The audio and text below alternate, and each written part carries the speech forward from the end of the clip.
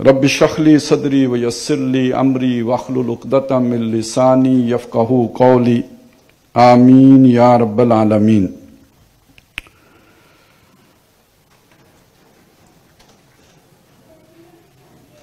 مجلس کے جو منتظمین ہیں میں ان کا بھی شکر گزار ہوں، اور خاص طور پر آپ طلباء کا اور طالبات کا جو اس موقع پہ ذوق و شوق کے ساتھ یہاں پہ تشریف فرما ہیں کہ اس اہم موضوع کو سننے کے لیے آپ تشریف لائے ہیں۔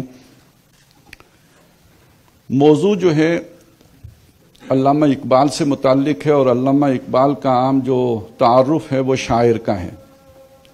شاعری در حقیقت کسی بات کو کہنے کا، کسی سوچ کو پہنچانے کا، ابلاغ کا ایک ذریعہ ہے، اور علامہ اقبال نے بھی شاعری کو اپنی سوچ کو پھیلانے کے ذریعے کے طور پر اختیار کیا ہے۔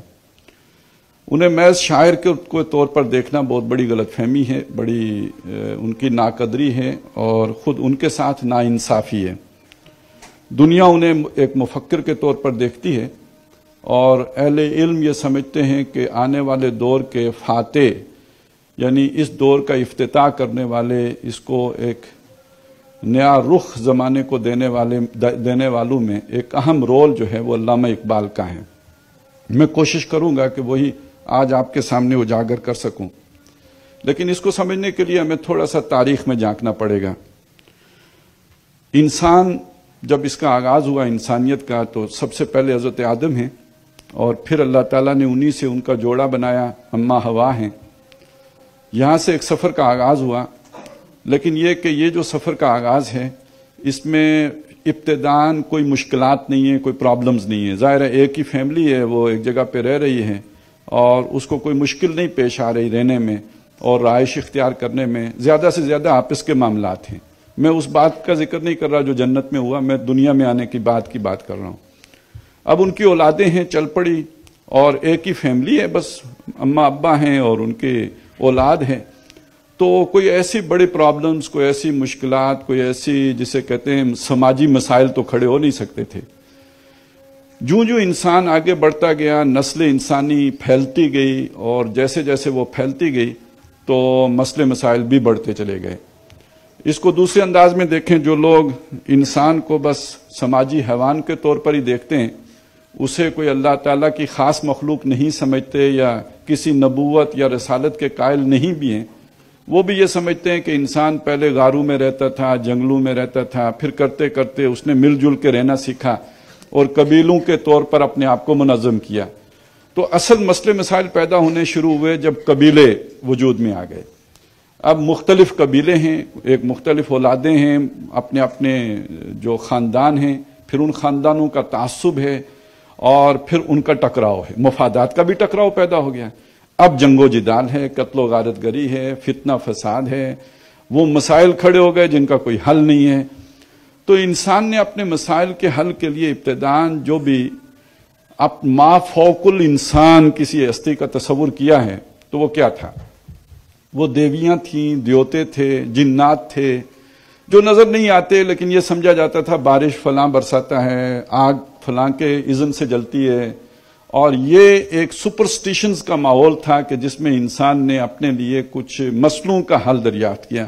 یہ کریں گے تو وہ سورج دیوتا ناراض ہو جائے گا، اور پھر یہ کہ سردی زیادہ بڑھ جائے گی، اور یہ کریں گے تو پھر وہ فلانا دیوتا ناراض ہو جائے گا، تو بارش جو ہے وہ برسنا بند ہو جائے گی۔ تو اس طرح لوگوں کو کسی نہ کسی طرح نیکی کی طرف، جس کو وہ نیکی سمجھتے تھے، اور برائی سے بچنے کی تلقین کی جاتی تھی تاکہ معاشرتی مسائل میں کمی آئے۔ ہم اسے کہہ سکتے ہیں کہ یہاں سے انسان کی سماجی سوچ کا آغاز ہوا، سماجی مسائل کھڑے ہوئے۔ دیکھیے سماجی سوچ کہتے کسے ہیں؟ سماجی سوچ کہتے اسی کیوں ہیں کہ آپ کا ایک سماجی مسئلہ ہے، سوشل پرابلم۔ یہ جو سوشل پرابلم ہے، اس کو سمجھنا، اس کو اپریشیٹ کرنا، یہ اس سماجی مسئلے کا ایک حصہ ہے، اور پھر اس کا حل پیش کرنا اس کا دوسرا حصہ ہے۔ یہ سماجی فکر کہلائے گی، عمرانی سوچ کہلائے گی، یہ سوشل تھاٹ کہلائے گی۔ یہاں سے انسان کی سماجی سوچ کا آغاز ہوا ہے۔ پھر اللہ تعالیٰ نے رسولوں کے ذریعے سے انسانوں کے ان مسائل کا حل پیش کیا۔ حضرت نوح علیہ السلام آئے، جو اس وقت کے مسئلے تھے وہ ان کے سامنے رکھے، لیکن انہوں نے جو وہاں کا ٹریڈیشنل طبقہ تھا، جو اس سوچ پر پختہ ہو گیا تھا جو چلی آ رہی تھی، انہوں نے کہا ہم ود کو، سوا کو، اور یہ جو ہمارے نصر اور یہ جو انہوں نے خیالی قسم کے خدا بنا لیے تھے، ہم ان کو چھوڑنے کے لیے تیار نہیں. ہم یہ ایسے خدا کو، اندیکھے خدا کو مان کر یہ سارے مسئلے حل کریں، یہ ہمیں سمجھ میں نہیں آتا. لہذا وہ سارا معاشرہ لپیٹ دیا گیا، اس کی بساط لپیٹ دی گئی، نو انسانی ختم کر دی گئی. یہاں سے جس سفر کا نیا سفر شروع ہوا، اب اس میں مذہب اور توہمات یہ آپس میں مکس چلتے رہے. کبھی ایک کا پلڑا بھاری ہو جاتا ہے، کبھی دوسرے کا پلڑا بھاری ہو جاتا ہے، اور اس تھیسس اینٹی تھیسس کے چکر میں ارتکابی ہوتا رہا. انسانی سوچ کا سفر بھی آگے بڑھتا رہا، یہاں تک کہ حضرت ابراہیم علیہ السلام کے دور میں آ کے اس نے ایک نیا ٹرن لیا. لیکن یہ آ کے کامل ہوا ہے محمد الرسول اللہ پہ صلی اللہ علیہ وسلم. اب اس بات کو ذرا ذہن میں رکھیے گا کہ نبی اکرم صلی اللہ علیہ وسلم کس دور میں دنیا میں تشریف لائیں. ایک تو وقت ہمیں معلوم ہے، آج سے کوئی 1450 برس کہہ لیجئے پہلے آپ کی جو ہے وہ دنیا میں تشریف آوری ہوئی ہے. لیکن میں ایک دوسرے اعتبار سے وہ ٹائم فریم طے کرنا چاہتا ہوں. وہ یہ کہ ہم نے سنا ہے کہ یہ جو سماجی فکر ہے یا سوچ ہے، اس کا بڑا ڈنکا بجا ہے. اس کا آغاز ہوا یونان سے. کوئی سقراط تھا، ارسطو تھا، افلاطون تھا. یہ نبی صلی اللہ علیہ وسلم سے 1200 سال پہلے کی شخصیات ہیں. تو انسان نے وہ چیزیں سوچنا شروع کر دی تھیں، ان پر غور و فکر بڑے بلند ترین سطح پہ شروع ہو چکا تھا جو اس وقت کے مسائل تھے. یعنی اور یہ وہ مسائل ہیں جو آج کے مسائل بھی ہیں. سقراط کو یا ارسطو کو یہ جمہوریت کا بابا آدم کیوں سمجھا جاتا ہے؟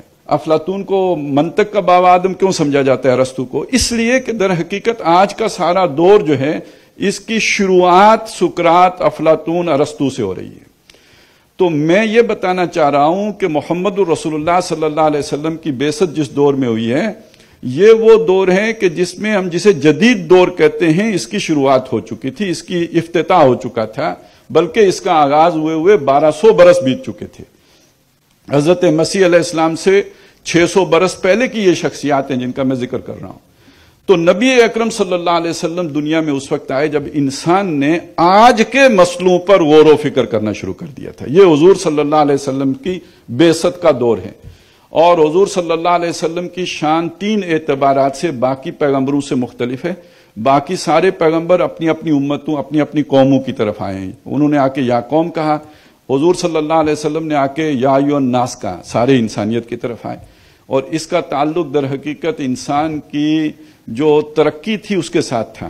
اگر نوح علیہ السلام کو ساری دنیا کا رسول بنا کے بھیجتے تو وہ ساری دنیا تک اپنا پیغام کیسے پہنچاتے؟ اگر حضرت موسیٰ علیہ السلام تک کو یہ بات کہی جاتی کہ آپ ساری دنیا کے رسول ہیں تو وہ مصر میں سے تو بمشکل نکل کے صحرائے طی تک آئے، وہ ایران کیسے آتے؟ ان کا پیغام ہندوستان کیسے پہنچتا؟ اس دور میں یہ ممکن ہی نہیں تھا. لہذا وہ جو فاصلے تھے زمینی وہ اتنے ناقابل عبور تھے کہ پوری دنیا کے لیے ایک رسول بھیجنا ممکن ہی نہیں تھا. جبکہ محمد الرسول اللہ صلی اللہ علیہ وسلم کی بعثت اس دور میں ہوئی ہے جب دنیا بہت حد تک کنیکٹڈ ہے. اب دنیا جڑ چکی ہے، اور جو آگے جانا تھا، جیسے آج ہم جہاں تک پہنچ چکے ہیں، تو یہ تو آج کہتے ہیں دنیا گلوبل ولیج بن گئی ہے. جیسے گاؤں میں لوگ ایک دوسرے سے تعلق اور رابطہ رکھتے تھے، ایسے آج دنیا میں ایک دوسرے سے تعلق اور رابطہ رکھنا ممکن ہو گیا ہے. یہ نبی اکرم صلی اللہ علیہ وسلم کی بعثت کا ایک پہلو ہے، اس لیے آپ کو عالمی رسول بنا کے بھیجا. دوسری بات یہ دیکھیے کہ اس سے پہلے جن رسولوں کو ہدایت دے کے بھیجی گئی، اس ہدایت کے بارے میں یہ کہا گیا کہ یہ مکمل ہدایت نہیں ہے، یہ ہدن ہے، ایک ہدایت ہے. محمد الرسول اللہ صلی اللہ علیہ وسلم کو جو ہدایت دے کے بھیجی گئی اسے کہا یہ کامل ہدایت ہے، یہ الہدا ہے. کیا وجہ ہے اس کی؟ کہ دیکھیے جب آپ کسی کو رہنمائی دیتے ہیں، سوچ دیتے ہیں، تو آپ اس کی ذہنی سطح کے مطابق دیتے ہیں. جو آج آپ اس کلاس روم میں بیٹھ کے پڑھ سکتے ہیں، جب آپ نرسری میں داخل ہوئے تھے کسی سکول میں تو اس وقت آپ کو اگر یہ والا لیکچر دیا جاتا تو آپ کو کچھ پڑھ لینا پڑتا، بڑی آرام کی نیند آپ سوتے، اس لیے کہ کوئی بات آپ کو سمجھ ہی نہ آتی. جو بات سمجھانے محمد الرسول اللہ آئے صلی اللہ علیہ وسلم، وہ اگر حضرت موسیٰ علیہ السلام کے دور میں سمجھائی گئی ہوتی تو کسی کے پلے نہیں پڑنی تھی. وہ انسانیت کا عہد طفولیت تھا، بچپنا تھا. اب انسان ترقی کر کے بالغ ہو گیا ہے تو الہدا دے کے محمد الرسول اللہ کو بھیجا گیا ہے. اب آئیے تیسری چیز کی طرف کہ انسان کے یہ جو سماجی مسائل تھے جو حضرت آدم علیہ السلام کے دور ہی سے چل پڑے تھے، لیکن یہ چلتے چلتے محمد الرسول اللہ صلی اللہ علیہ وسلم کے دور میں آتے آتے یہ اپنی یعنی اس آخری سطح تک پہنچ چکے تھے جہاں تک پہنچ سکتے تھے. مثلا انسان اگر نکلا ہے جنگل سے اور اس نے اپنے آپ کو برادری یا قبیلے کی صورت میں منظم کیا ہے تو یہ ایک ارتقاء کی سطح ہے. اب کسی ایک علاقے میں جب دو قبیلے مل کے رہ رہے ہیں تو ان کو رہنے کے لیے آپس میں کوئی معاہدہ یا کوئی جو ہے وہ جسے کہتے ہیں سوشل کانٹریکٹ کرنا پڑے گا. تو یہ جو عمرانی معاہدہ انہوں نے آپس میں کیا ہے تو یہ دوسری سطح ہو گئی. اب اس سے آگے 4-5 قبیلے مل کے رہنے لگ گئے تو یہ بالکل تمدن کی ایک بلند ترین سطح آ گئی. پھر کرتے کرتے انہوں نے اپنی ایک حکومت بھی بنا لی, یعنی اپنے میں سے کچھ لوگوں کو چن کے ان کو اختیار بھی دے دیا کہ جو فیصلہ یہ کریں گے ہم قبول کر لیں گے. اور پھر ایک سٹیٹ وجود میں آ گئی. اور جو حضور صلی اللہ علیہ وسلم کا دور ہے یہ تو سٹیٹ سے بھی آگے بڑھ کے امپائرز کا دور ہے. سلطنتیں وجود میں آ چکی ہیں, سلطنت روما موجود ہے, سلطنت کسرا موجود ہے. اب اس میں فرق صرف اتنا ہی رہ گیا ہے نا کہ ایک گلوبل سلطنت بھی وجود میں آنی ہے, ورلڈ آرڈر جسے آج ہم کہتے ہیں کہ پورے گلوب پر ایک حکومت ہو جائے. باقی یہ کہ اس کی جو بنیاد ہے جیسے لیبارٹری ٹیسٹ ہم کرتے ہیں تو وہ تو ہو چکا ہوا ہے نا, ایک علاقے پر اس طرح کی پریکٹس آپ نے کر لی, اب اسے آپ نے گلوبلائز کرنا ہے. وہ شے جو ایک علاقے میں ہو گئی اسے پوری دنیا تک پھیلانا ہے. تو وہ جو انسان کی جو جسے کہتے ہیں سیاسی ضرورتیں تھیں, معاشی ضرورتیں تھیں, سماجی ضرورتیں تھیں, وہ ساری پیدا ہو چکی تھی, وہ مسئلے سامنے آ چکے تھے. اب ان مسئلوں کا ایک حل دینا تھا. اس کو کہتے ہیں قرآن مجید میں اسے کہا دین حق. یعنی یہ جتنے بھی سماجی معاشی سیاسی نظام ہوتا ہے اس میں بنیاد ہوتی ہے اصل میں جو تصور ہوتا ہے فرائض اور حقوق کا. آپ کا حق کیا ہے, جو آپ کا فرض ہے اس کے اگینسٹ آپ کو حق ملے گا. آپ 1 مہینہ جو ہے جاب کریں گے بدلے میں آپ کو تنخواہ ملے گی. آپ اگر یہ پرفارم کریں گے تو بدلے میں آپ کو یہ فیسیلیٹیٹ کیا جائے گا. تو یہ عدلے کا بدلہ ہوتا ہے, یہ دین ہے. دین کا مطلب کیا ہے, جزا دینا, بدلہ دینا. جس نے پرفارم کیا ہے اس کو اچھا بدلہ دیا جائے, جس نے کوئی سستی دکھائی ہے, غلطی کی ہے, اس کو سزا دی جائے. تو جو نظام بنتا ہے وہ عدلے کے بدلے کے اصول پر بنتا ہے, اس لیے اسے دین کہا جاتا ہے, اسے نظام کہا جاتا ہے. محمد الرسول اللہ صلی اللہ علیہ وسلم دین حق لے کے آئے, یعنی یہ کہ ایک پورا عادلانہ, منصفانہ اور لوگوں کے لیے سوشل جسٹس دینے والا نظام لے کے آئے نبی اکرم صلی اللہ علیہ وسلم. اب یہاں پہنچ کے میں پھر دوہرا دیتا ہوں, 3 چیزیں حضور کی باقی نبیوں سے مختلف ہیں. ایک یہ کہ ایک عالمی رسول بنا کے بھیجے گئے, اس کا تعلق انسان کے سائنسی ترقی کے ساتھ ہے. ایک یہ کہ آپ الہدا دے کے بھیجے گئے, اس کا تعلق انسان کی ذہنی سوچ و بچار کے ساتھ ہے. اور ایک یہ کہ آپ دین حق دے کے بھیجے گئے, اس کا تعلق انسان کے تمدنی ارتقاء کے ساتھ ہے. تو یہ 3 ترقیاں جو انسان نے کی اس کے بدلے میں جو رسول آئے وہ 3 امتیازی شانیں لے کے آئے. اور چونکہ یہاں تکمیل ہو گئی تھی اس لیے نبوت یہاں پہ آ کے ختم کر دی گئی. اس ساری بات کو علامہ اقبال نے اپنے لیکچرز میں صرف ایک جملے میں سمو دیا ہے, وہ یہ ہے کہ نبوت کا سلسلہ ختم کر دینا علامت ہے اس بات کی کہ اللہ تعالیٰ نے نوع انسانی پر اعتماد کیا ہے. نبی کیوں آتا تھا کہ لوگ بھٹک جائیں گے, لوگ دائیں بائیں ہو جائیں گے, وہ آ کے انہیں انگلی پکڑ کے سیدھی راہ پہ چلائے گا. اب اللہ نے نبوت ختم کر دی, اس کا مطلب کیا ہے کہ اب انسان بحیثیت مجموعی بھٹکے گا نہیں, تھوڑا بہت دائیں بائیں ہوگا, لیکن یہ کہ اس کے بعد ٹھوکر کھائے گا, سیکھے گا, واپس آ جائے گا.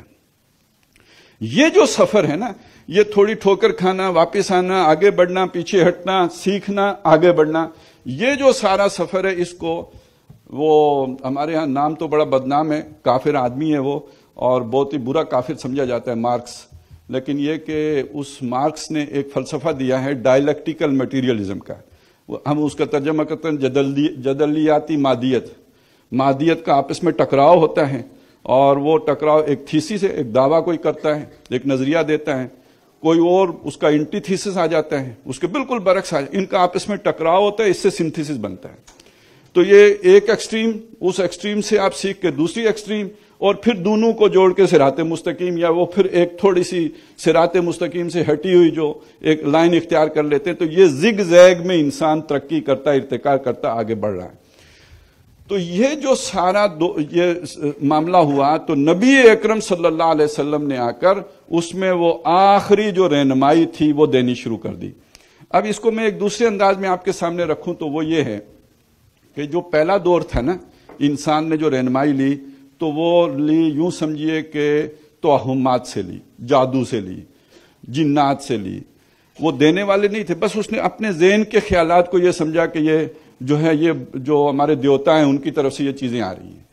تو اس کی جگہ پہ ایک محکم بات آ گئی اللہ کی طرف سے، تو وہ رہنمائی کے منصب پر مذہب آ گیا، نبی آ گئے، اللہ کے رسول آ گئے. تو نبی اکرم صلی اللہ علیہ وسلم کے دور میں آ کے مذہب یا دین کامل ہو گیا، یعنی اس نے انسانی مسائل کا کامل حل پیش کر دیا. اب یہ جو حل ہے نا، آج ہم جس حضور کے دین سے واقف ہیں، وہ نماز ہم پڑھ لیتے ہیں، روزہ رکھتے ہیں، ہم جیسے لوگ داڑھی رکھ لیتے ہیں، تو یہ وہ چیزیں جو ہم سمجھتے ہیں کہ ہم دیندار ہو گئے. جبکہ نبی صلی اللہ علیہ وسلم کی جو امتیازی شان ہے وہ اس سے بڑھ کر ہے. وہ یہ ہے کہ آپ نے نو انسانی کو ایک کامل نظام عدل عطا فرمایا ہے. جو آیت میں نے شروع میں تلاوت کی تھی، اللہ فرماتے ہم نے سارے رسول اس لیے بھیجے، انہیں کتابیں اس لیے دی، انہیں معجزے اس لیے دیے تاکہ لوگوں کے درمیان انصاف ہو جائے، دنیا سے ظلم ختم ہو جائے، عدل قائم ہو جائے. میں واپس پیچھے جانے سے پہلے، جہاں سے ہم چل رہے تھے اس طرف جانے سے پہلے آپ کے سامنے ایک سوال رکھتا ہوں. آج کا انسان سب سے زیادہ کس شے کا خواہش مند ہے؟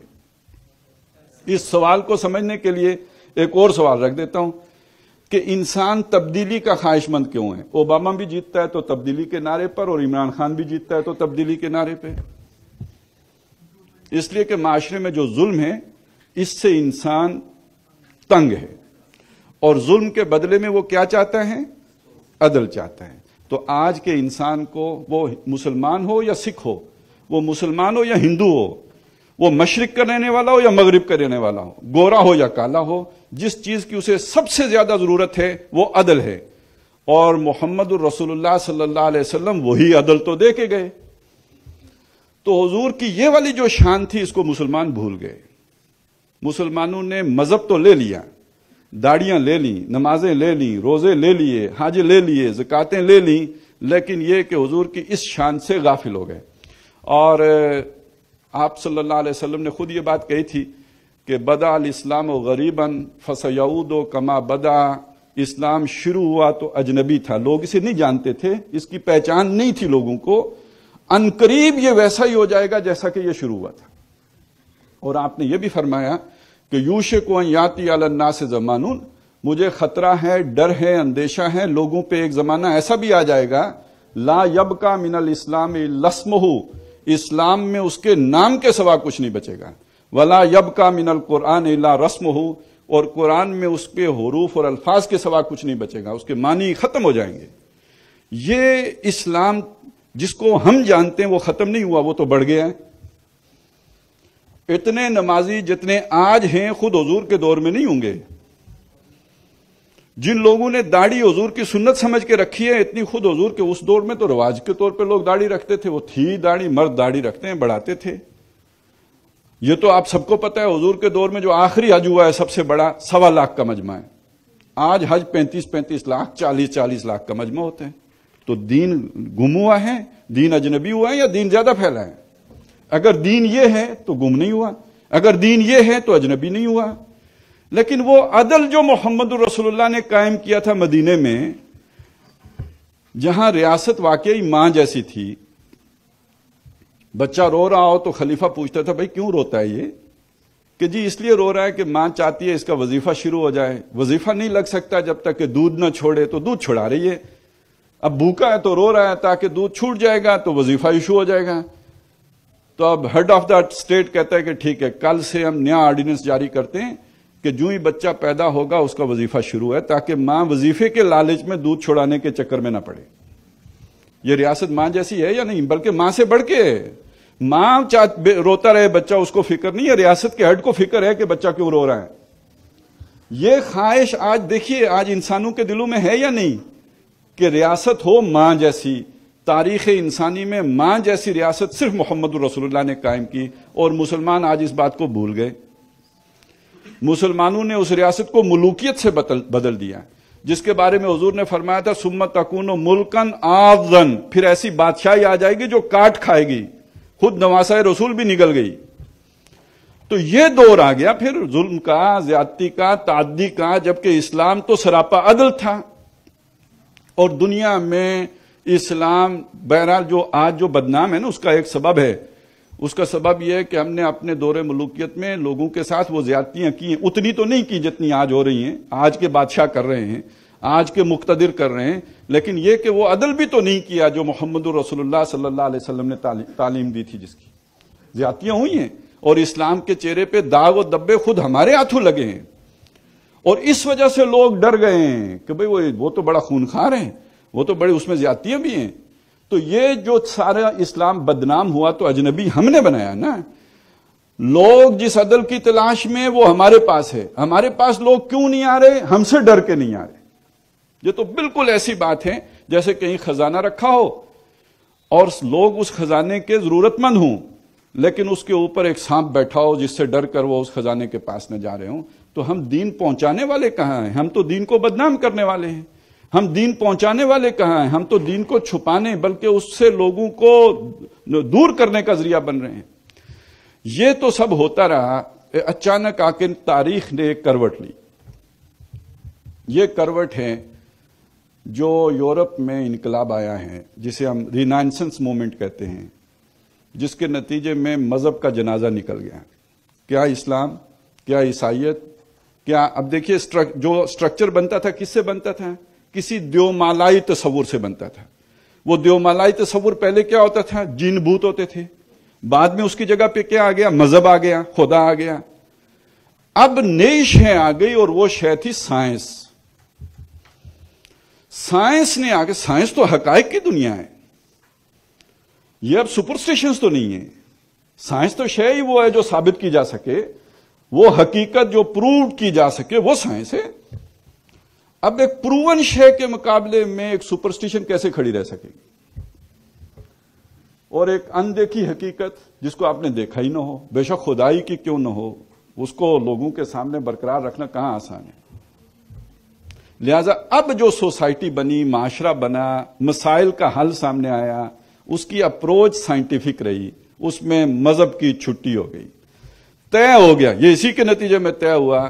ہمارے جو اجتماعی زندگی ہے، یعنی سماجی، معاشی، سیاسی نظام، اس میں کسی مذہب کو دخل دینے کا کوئی حق نہیں ہے. یہ دور ہے جس میں علامہ اقبال مسئلے کو حل کر رہے ہیں. اقبال کو آپ نہیں سمجھ سکتے جب تک کہ اس دور کو نہ سمجھیں کہ جس میں علامہ اقبال کھڑے ہوئے اور انہوں نے بات کی ہے. آخر انہوں نے یہ کہہ دیا کہ میں اس آگ میں ڈالا گیا ہوں مثل خلیل، عذاب دانش حاضر سے آگاہ ہوں میں کہ اس آگ میں ڈالا گیا ہوں مثل خلیل. ایک آدمی اللہ کو مانتا ہو، رسول کو مانتا ہو، ان سے محبت بھی کرتا ہو، لیکن ایک ایسے معاشرے میں رہتا ہو جو معاملات میں اللہ رسول کی سننے کے لیے تیاری نہ ہو، تو وہاں جیسے حضرت ابراہیم علیہ السلام آگ میں ڈالے گئے تھے، ایسے آگ میں پڑا ہے نا وہ کہ میں اس آگ میں ڈالا گیا ہوں مثل خلیل. یہ وہ دور ہے جس میں علامہ اقبال سوچ و بچار کر رہے ہیں کہ یہ مسئلہ کیا، اس کا حل کیا پیش کریں اور مذہب کی حالت کیا ہے. میرے جو والد صاحب ہیں، جب وہ کالج پڑھتے تھے تو وہ کہتے تھے ہمارے کالج میں کوئی آدمی بھی کوٹ پینٹ کے بغیر نہیں آ سکتا تھا. جو داڑھی رکھ لے اس کے لیے تو مصیبت بن جاتی تھی، ہر ایک کی تان و تشنیع کا وہ نشانہ بنے گا. یعنی ایک وقت ایسا بھی گزرا ہے کہ آپ کے جدید تعلیمی اداروں کے اندر مذہب کا کوئی دخل ہی نہیں تھا. مذہب کو کونوں خدروں میں جگہ نہیں ملتی تھی. مولانا مناظر احسن گیلانی ایک بہت بڑے عالم گزرے ہیں، دیوبند کے فارغ ہیں. انہوں نے ایک کتاب لکھی ہے، سورہ کہف پر ان کا ایک مضمون ہے، اور التذکیر بسورۃ الکہف. تو انہوں نے یہ لکھا ہم نے مدارس کیوں بنائے. انہوں نے کہا یہ مدارس ہماری کہف ہیں، جیسے اصحاب کہف زمانے سے کٹ کر جا کے غار میں بیٹھ گئے تھے، یہ مدرسے ہماری غاریں ہیں. کیوں؟ مین سٹریم میں تو ہم زندہ ہی نہیں رہ سکتے. یہ انہوں نے لکھا نہیں، یہ میں کہہ رہا ہوں. آپ کیوں جا کے غار میں بیٹھتے ہیں؟ جب سوسائٹی میں آپ نہیں رہ سکتے تو غار میں جا کے بیٹھتے ہیں نا. تو گویا مذہب غاروں میں گھس گیا تھا، مذہب کا کوئی سروائیول نظر نہیں آتا. اور زیادہ سے زیادہ مذہبی رہنماؤں، چونکہ یہ تو سیکولرزم کا راج ہے، انہوں نے جو ایڈجسٹمنٹ کی تھی وہ کیا تھی؟ بات یہاں تک پہنچ گئی تھی کہ یہ انگریز یہاں پہ حاکم ہے، اس انگریز کی حکمرانی کو ہمیں چیلنج نہیں کرنا چاہیے، تحریک آزادی نہیں چلانی چاہیے۔ کیوں؟ اس نے ہمیں کم از کم نماز روزے کی تو اجازت دے رکھی ہے نا، نماز پڑھنے دیتا ہے، منع نہیں کرتا، روزہ رکھنے دیتا ہے، روکتا نہیں ہے، لہٰذا ہم اسے چھیڑ چھاڑ نہ کریں۔ تو بس مذہب اتنا رہ گیا تھا کہ اگر آپ نماز روزے پہ عمل کر لیں تو گویا آپ نے دین پر عمل کر لیا ہے، اللہ کے سارے تقاضے پورے کر دیے ہیں۔ تو یہ علامہ اقبال نے پھر اس مذہب کو ان غاروں سے نکال کر واپس عوانوں کی طرف بلایا ہے، اسے مین سٹریم میں لے کے آئے ہیں۔ آج تعلیمی اداروں کے اندر جو آپ تھوڑی بہت دینداری دیکھتے ہیں، ابھی لوگوں نے اس کو کنیکٹ نہیں کیا علامہ اقبال کے ساتھ، لیکن مورخ یہ بات ضرور اسے کنیکٹ کرے گا، اگر علامہ اقبال بروقت نہ کھڑے ہوئے ہوتے تو گویا مذہب کا تو جنازہ نکل چکا تھا، اسے بس کفنانا دفنانا باقی تھا، کام تو اس کا پورا ہو چکا تھا۔ اور یہ بالکل پوری دنیا کی علمی جو ایک حیثیت تھی اس کو علامہ اقبال نے تنہا چیلنج کیا ہے۔ اور میں نے بعض جگہوں پہ یہ بات کہی ہے کہ انداز علامہ اقبال کا بالکل وہی ہے جو سورہ کہف میں ایک دولت مند آدمی اور ایک فقیر آدمی کا جو مکالمہ ہے، اور وہ دولت مند آدمی کہتا ہے میں اللہ کو کیوں مانوں، میرا باغ تو ہے نا، مادیت، میرے پاس ایک ریئلٹی موجود ہے، میری ضروریات اس سے پوری ہو جاتی ہیں تو میں کیوں اللہ کو مانوں؟ تو وہ اسے کہتے ہیں میرا اللہ وہ ہے جو تیرے اس باغ کو ویران کر سکتا ہے، اجاڑ سکتا ہے۔ تو وہ اسے بات سمجھ ہی نہیں آتی، کیونکہ پانی وہاں یعنی ایک سیلف سفیشینٹ باغ ہے، تو اس کو کیسے سمجھ آئے کہ اللہ بھی بیچ میں کہیں ہوتا ہے؟ تو یہ اقبال ہی تھے جنہوں نے اسی طرح آنکھوں میں آنکھیں ڈال کے مغرب سے کہا کہ تمہاری تہذیب اپنے خنجر سے آپ خودکشی کرے گی، جو شاخ نازک پہ آشیانہ بنے گا ناپائیدار ہوگا۔ اب وہ باتیں وہ ثابت ہو رہی ہیں، بات ادھر جا رہی ہے۔ تو بہرحال اس وقت علامہ اقبال کی اس بات کو سمجھیے کہ علامہ اقبال نے خدا کو، مذہب کو، رسول کو، دین کو تنہائیوں سے نکال کر، غاروں سے نکال کر، کھوؤں سے نکال کر واپس مین سٹریم میں، مجدار میں، انسانیت کے جو ہے وہ معراج میں واپس لا کے کھڑا کیا ہے۔ اور یہ بہت بڑا کنٹریبیوشن ہے جو علامہ اقبال کا ہے۔ اور اس کی جو تعمیر کی صورتیں بنی ہیں ہندوستان میں خاص طور پر، وہ ابوالکلام آزاد ہیں، مولانا مودودی ہیں اور ڈاکٹر اسرار احمد ہیں، جنہوں نے یہ بتایا کہ مذہب آپ کی زندگی کے تمام مسئلوں کا حل پیش کرتا ہے۔ اور انہوں نے یہ اپنے پاس سے نہیں، یہ فکر اقبال ہی کے خوشہ چین ہے، کسی نے مانا ہو یا کسی نے نہ مانا ہو، حقیقت یہ ہے کہ تاریخی تناظر میں اگر آپ دیکھیں تو ان کی ساری محنت و جدوجہد کا کریڈٹ بھی جائے گا علامہ اقبال کو، کیونکہ وہ تھیسز علامہ اقبال کا ہے جس کو انہوں نے پھر پروموٹ کیا، کھولا، واضح کیا، اس کی ابلاغ کیا، ایجوکیٹ کیا، اس کی تعلیم دی، بنیاد وہ علامہ اقبال نے اٹھائی ہے جس کو یہ لے کے آگے بڑھے ہیں۔ اب وہ ہے کیا اس کو سمجھ لیتے ہیں۔ علامہ اقبال کے بہت سے اشعار ہیں، لیکن ان کی زندگی کی جو آخری تقریباً نظم ہے یہ ابلیس کی مجلس شورا۔ اب دیکھیے، ایک اللہ تعالیٰ دنیا کا نظام دیکھنا چاہتے ہیں، ایک نظام وہ ہے جو ابلیس دیکھنا چاہتا ہے۔ ابلیس نے اس دنیا کو فرعونوں، نمرودوں کے حوالے کر کے ظلم کا بازار گرم کیا۔ اللہ نے چاہا موسیٰ آئیں، ابراہیم آئیں، ظلم ختم کریں، عدل قائم کریں۔ یہ کشاکش خیر و شر ہے، یہ مارکائے حق و باطل ہے جو چلا آ رہا ہے۔ اب علامہ اقبال کے دور میں اس مارکائے خیر و شر میں خیر کی علم بردار جو ہے وہ امت مسلمہ ہے۔ ظاہر ہے حضور کا پیغام کے کسٹوڈین کون ہیں؟ مسلمان ہیں۔ اور مقابلے میں جو دوسری قوت ہے، جو ابلیس اور شر کی طاقتیں ہیں، اب اگر ان کو کہیں خطرہ محسوس ہوتا ہے تو ابلیس کے ایوانوں میں بھونچال اٹھتا ہے۔ اب وہاں جو بھی ڈسکشن ہو رہی ہے وہ بتا رہے ہیں یار کہ کوئی مارکس کھڑا ہو گیا ہے، ہمارے نظام کے لیے بڑا خطرہ بن گیا ہے، اب اس پہ ابلیس جواب دے رہا ہے۔ اب اسی میں امت مسلمہ زیر بحث آتی ہے۔ تو علامہ اقبال کے دور میں مسلمانوں کی حالت کیا ہے، اس کا ایک نقشہ ہے جو اقبال نے کھینچا ہے اور اسے ریفر کیا ابلیس کی طرف، کہ ابلیس اپنے مشیروں کو بتاتا ہے کہ اس وقت امت مسلمانوں کا حال کیا ہے۔ کہتے ہیں جانتا ہوں میں یہ امت حامل قرآن نہیں۔ ابلیس کہتا ہے میں جانتا ہوں یہ امت جو ہے مسلمان، یہ قرآن والے نہیں ہیں، یہ روایت والے ہیں، یہ اپنے بزرگوں کے پیچھے چلنے والے ہیں، یہ اپنے بنائے ہوئے خود ساختہ اصولوں کے فالوورز تو ہیں، یہ حامل قرآن نہیں ہیں۔ جانتا ہوں میں یہ امت حامل قرآن نہیں ہے، وہی سرمایہ داری بندہ مومن کا دین۔ پیر صاحب ہوں، بڑے والے مولانا صاحب ہوں، یا ان کے جو بڑے بڑے مچھندر ہیں جو بھی ہوں، اندر سے قرید کے دیکھو گے، ذرا ٹٹول کے دیکھو گے، بیچ سے سرمایہ دارانہ ذہنیت ہی نکلے گی۔ بڑی طویل نظم ہے، بہت طویل بھی نہیں ہے، لیکن یہ کہ تین چار اشعار تو ہیں کہ جو انہوں نے درویشوں پر کہی ہے۔ اقبال نے جو ذکر کیا درویشوں کا جس انداز میں کہ ہم کو تو میسر نہیں مٹی کا دیا بھی، گھر پیر کا بجلی کے چراغوں سے ہے روشن۔ اور شہری ہو دیہاتی ہو مسلمان ہے سادہ، سادہ لوگ کی ایکسپلائٹ ہوتے نا، شہری ہو دیہاتی ہو مسلمان ہے سادہ، مانے دے بتارا پوجتے ہیں کعبے کے برمن۔ نذرانہ نہیں، یہ جو ہم نذرانہ پیش کرتے ہیں، نذرانہ نہیں، سود ہے پیران حرم کا۔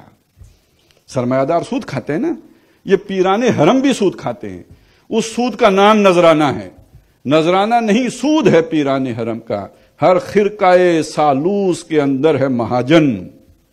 ریاکاری کا چوگا، یہ جو جبہ ہمیں نظر آتا ہے جو تقوی کا جبہ ہے، یہ تقوی کا جبہ نہیں ہے، یہ ریاکاری کا چوگا ہے۔ ہر خرقہ سالوس کے اندر ہے مہاجن۔ اور میراث میں آئی ہے انہیں مسند ارشاد، چونکہ ابا جی بہت بڑے بزرگ تھے تو بیٹا جی بھی اتنے ہی بڑے بزرگ سمجھے جائیں، خواہ محنت کی ہو نہ کی ہو۔ تو میراث میں آئی ہے انہیں مسند ارشاد، زاغوں کے تصرف میں عقابوں کے نشے من۔ جہاں کبھی عقاب بیٹھا کرتے تھے آج وہاں کوے منڈلا رہے ہیں، وہ اس کو جو ہے ریپریزنٹ کر رہے ہیں۔ تو سرمایہ دار ہیں سب، تو ہے وہی سرمایہ داری بندہ مومن کا دین۔ جانتا ہوں میں کہ مشرق کی اندھیری رات میں بے ید بیضا ہے پیران حرم کی آستین۔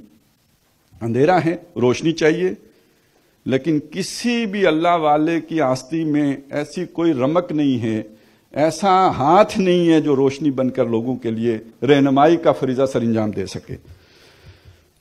اب شیطان گویا مطمئن ہے کہ اس امت نے اس دین کو جو محمد الرسول اللہ اصلی والا دین لے کے آئے تھے، اس کے لیے یہ امت کچھ کر ہی نہیں سکتی، کانسیپٹ ہی نہیں ہے، آرزو ہی نہیں ہے، کوئی توقع ان سے ہو ہی نہیں سکتی۔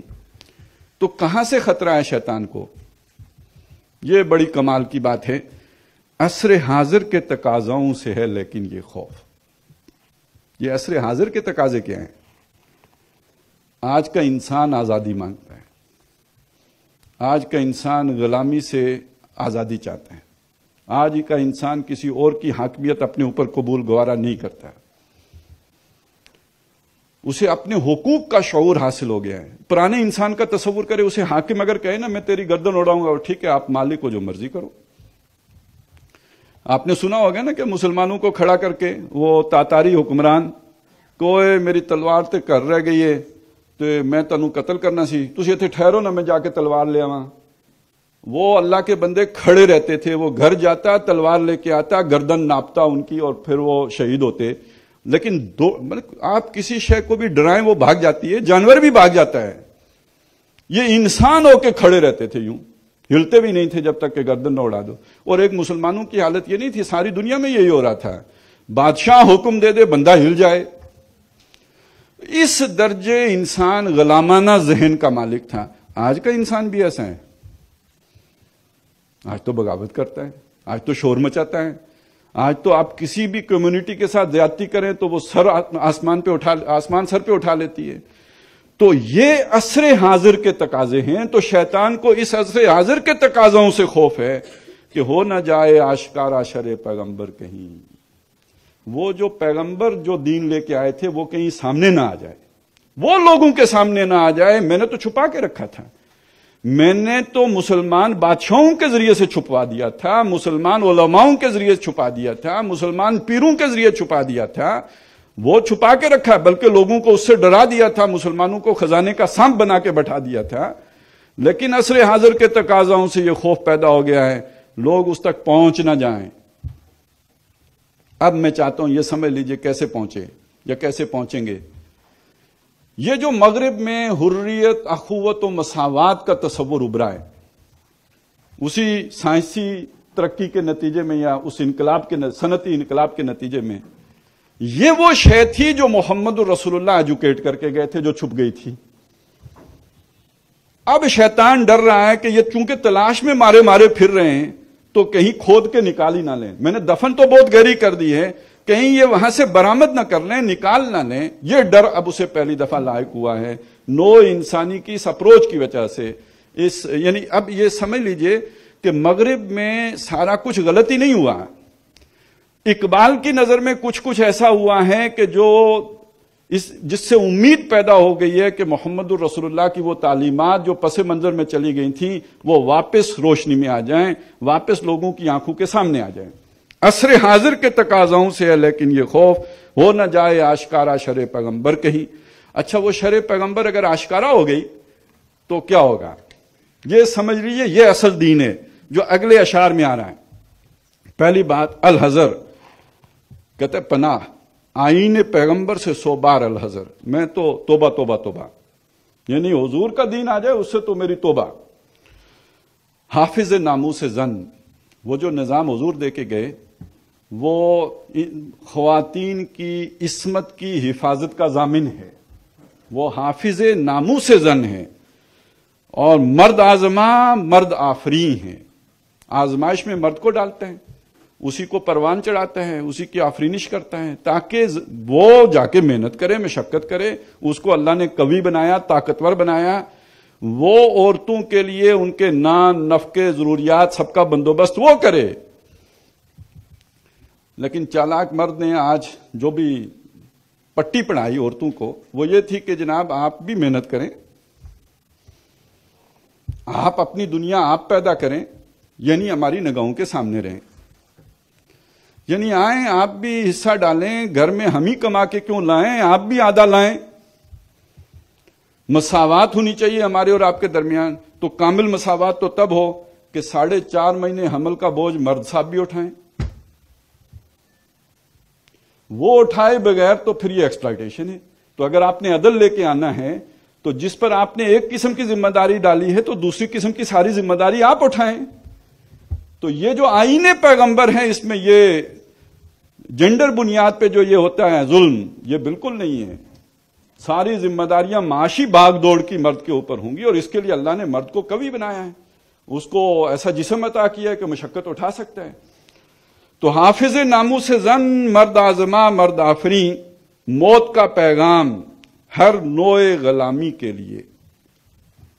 وہ سرمایہ دار جو مزدور کو غلام بناتا ہے اس کے لیے بھی، اور جو حکمران اپنے شہریوں کو غلام بناتے ہیں اس کے لیے بھی موت کا پیغام ہے۔ محمد الرسول اللہ کا جو پیغام ہے وہ ہر قسم کی غلامی کے لیے، نہ کوئی فقفور و خاکاں، نہ فقیر رہ نشیں، نہ کوئی بادشاہ ہے ایسا کہ جو کہے میرا ملک ہے، میری بادشاہی ہے، میرا حکم چلے گا، میری اتھارٹی ہے، میں دیوتا کا پتر ہوں۔ یہاں سب برابر ہیں، سب کو ایکول کر دیتا ہے، مساوات ہے، کرتا ہے دولت کو ہر آلودگی سے پاک و صاف۔ حرام خوریاں، حرام کاریاں جوئے کی ہوں اور قسم کی ہوں، یا یہ کہ سود کے ذریعے سے ایکسپلائٹ کر کے دولت کمائی گئی ہو، اس سے پاک و صاف کرتا ہے، اور منعموں کو مال و دولت کا بناتا ہے امین۔ تصور دنیا میں کیا ہے آج؟ تصور یہ ہے کہ میں مال کا مالک ہوں۔ اسلام کیا تصور دیتا ہے؟ مالک نہیں ہو، امانت دار ہو۔ اللہ پوچھے گا جو مال تمہارے پاس آیا تھا جائز جگہ خرچ کیا یا اسراف و تبذیر میں اڑایا ہے؟ امانت کا تصور دیتا ہے، ملکیت کا تصور نہیں دیتا۔ اور آج کے انسان کو جو پٹی پڑھائی گئی، میرا مال میری مرضی، اور اس سے آگے بڑھ کر میرا جسم میری مرضی تک بات پہنچ گئی ہے۔ تو منعموں کو مال و دولت کا بناتا ہے امین، اس سے بڑھ کر اور کیا فکر و عمل کا انقلاب، بادشاہوں کی نہیں اللہ کی ہے یہ زمین۔ جاگیرداری ختم، زمین اللہ کی ہے، تو پھر اللہ کے بندوں میں ضرورت کے مطابق اس کی جو ہے وہ نیا بندوبست اراضی ہو سکتا ہے۔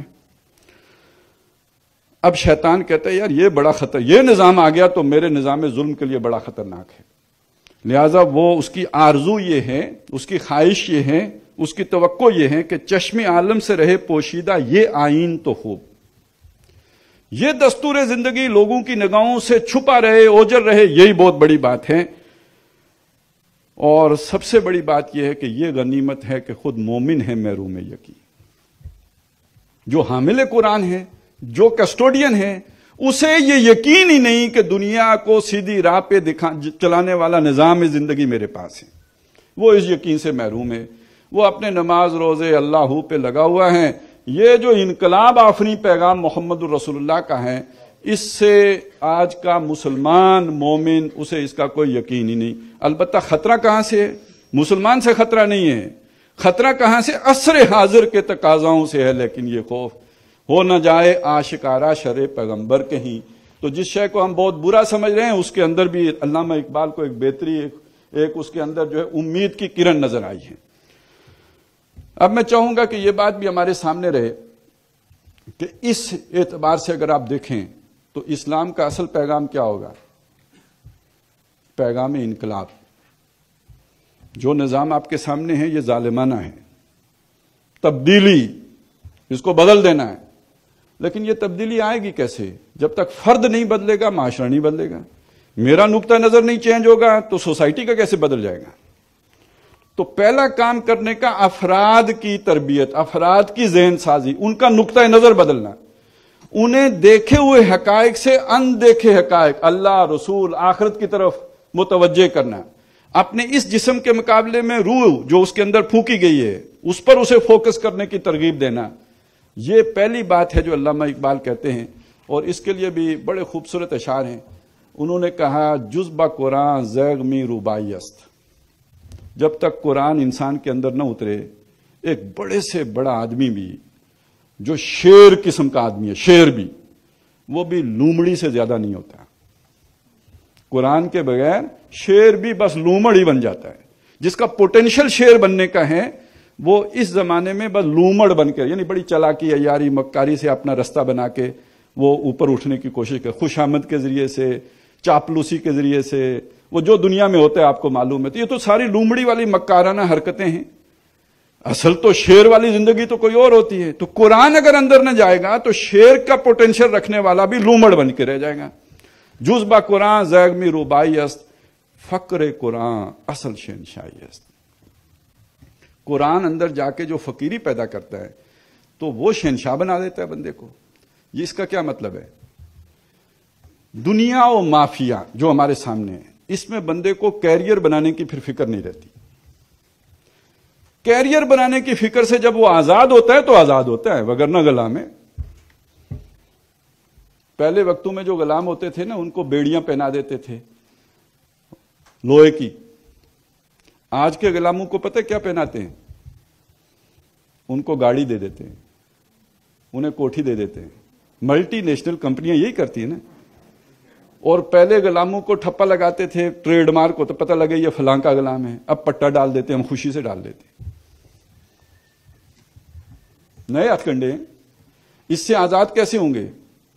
جب اپنی زندگی کی تعیشات سے آزادی حاصل کریں گے تو آزاد ہوگا۔ میں اپنی زندگی کو خوبصورت بنانا چاہتا ہوں، میں سہولتوں سے آراستہ کرنا چاہتا ہوں، میں اپنا لائف سٹائل بلند کرنا چاہتا ہوں، تو پھر یہ ساری مجبوریاں ساتھ ہوں گی یا نہیں ہوں گی؟ جب مجھے اس کی فکر ہی نہیں ہوگی کہ میں کیسی زندگی گزارتا ہوں، تو پھر میں آزاد ہوں گا۔ تو فقر قرآن اصل شہنشاہی است۔ اور فقر قرآن کیا ہے؟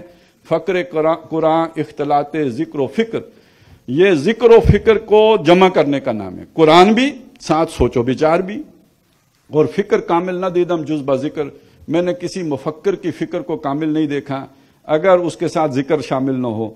یعنی قرآن کے بغیر کسی سوشل تھنکر کی سوشل تھاٹ مکمل ہوئی، وہ مسئلے کا حل پیش ہی نہیں کر سکتی۔ یہ اقبال نے آج کے ساتھ مذہب کو اور قرآن کو لا کے جوڑ دیا۔ تو نوجوانوں کے لیے پھر اصل پیغام کیا ہوا؟ کل کے مستقبل کی فکر نہ کرو، پرسوں کے مستقبل کی فکر کرو۔ اللہ کے لیے جیو، آخرت کے لیے جیو۔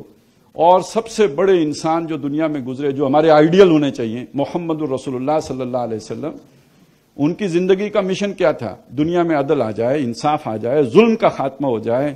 ایک مسلمان کو اس کے لیے جینا چاہیے۔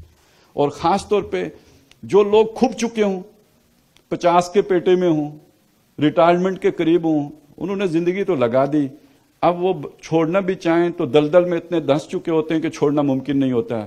نوجوان ذرا آزاد خیال ہوتا ہے، اس کے لیے چھوڑنا بڑا آسان ہوتا ہے۔ یہی وجہ ہے کہ تبدیلی کی سب سے شدید خواہش نوجوانوں میں پائی جاتی ہے۔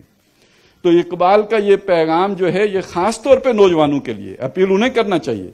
ہم دنیا بدلنا چاہتے ہیں، دنیا سنوارنا چاہتے ہیں، تباہ نہیں کرنا چاہتے، دنیا کو اچھا رخ دینا چاہتے ہیں، دنیا کی خدمت کرنا چاہتے ہیں، اور سب سے بڑی خدمت یہ ہے کہ وہ عدل و انصاف پر قائم ہو جائے، اور اس کا پیغام چھوڑ کر گئے محمد الرسول اللہ صلی اللہ علیہ وسلم۔ اور اقبال کی بڑی شدید خواہش تھی کہ کاش کہ دنیا میں وہ دور پھر آ جائے، اور اس کی انہوں نے خوشخبری بھی دی ہے۔ آئے گا، بالکل آئے گا، کیوں نہیں آئے گا، کہ آسماں ہوگا سحر کے نور سے آئینہ پوش، اور ظلمت رات کی سیما پا ہو جائے گی، پھر دلوں کو یاد آ جائے گا پیغام سجود، پھر جبیں خاک حرم سے آشنا ہو جائے گی، آنکھ جو کچھ دیکھتی ہے لب پہ آ سکتا نہیں، میں وہ حیرت ہوں کہ دنیا کیا سے کیا ہو جائے گی، شب گریزاں ہوگی آخر جلوائے خورشید سے، یہ جہاں معمور ہوگا نغمہ توحید سے۔ یہ ہونا ہے، لیکن خوش نصیب وہ لوگ ہوں گے جو اس کے لیے محنت کریں گے، جدوجہد کریں گے، کنٹریبیوٹ کریں گے، اور اپنا کیریئر لگائیں گے، اپنا سب کچھ لگائیں گے، تن من دھن لگائیں گے، تاکہ دنیا میں یہ مثبت تبدیلی آ سکے۔ اچھا، یہ آنے کے حوالے سے علامہ اقبال نے اس کا ایک پروسیجر بھی ہمارے سامنے رکھا ہے، طریقہ کار بھی رکھا ہے، کہ یہ جذبات سے نہیں آتی، یہ دعاؤں سے بھی نہیں آتی، یہ محض توقعات باندھ لینے سے نہیں آتی، اس کے لیے محنت کرنی پڑتی ہے۔ اور اس محنت میں انہوں نے جو مختلف مراحل سامنے رکھے ہیں، ان میں سب سے پہلا مرحلہ ہے کہ انسان کو فقیری اختیار کرنی پڑتی ہے۔ با نشہ درویشی در ساز و دمادم زن، یہ جو درویشی ہے جس میں لگے رہو لگے رہو لگے رہو، یہ کیا درویشی ہے؟ یہ درویشی یہ نہیں ہے کہ انسان جا کے جنگل میں بیٹھ جائے، یہ درویشی یہ نہیں ہے کہ انسان تسبیح پکڑ کے کمرے میں گھس جائے، یہ درویشی در حقیقت یہ ہے کہ وہ نکل کے لوگوں کو اللہ کے دین کی طرف پکارے، لوگ اگر اس کو ستائیں تو جھیلے، برداشت کرے، جیسے خود کیا، پتھر کھائیں اور جھیلا ہے محمد الرسول اللہ نے صلی اللہ علیہ وسلم۔